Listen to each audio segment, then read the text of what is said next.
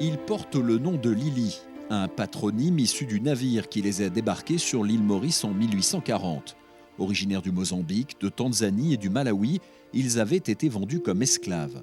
Libérés par les Anglais, ils ont rencontré Eugène de Froberville en 1846, un ethnographe français qui les a convaincus de mouler leur visage.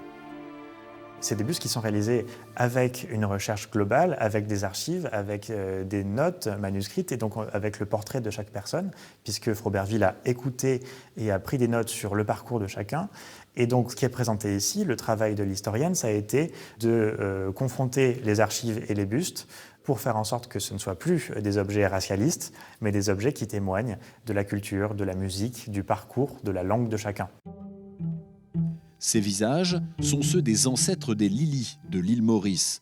Leurs descendants les ont d'abord découverts en photo en 2022 grâce aux recherches menées par l'historienne Clara Boyer-Rossol.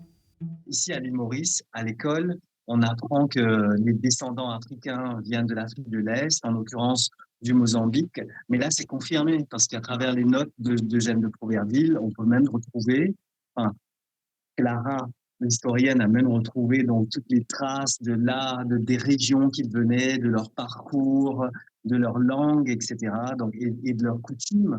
Donc, et je trouve ça extraordinaire. Les 39 autres bustes qui dorment toujours dans les réserves vont prochainement être restaurés.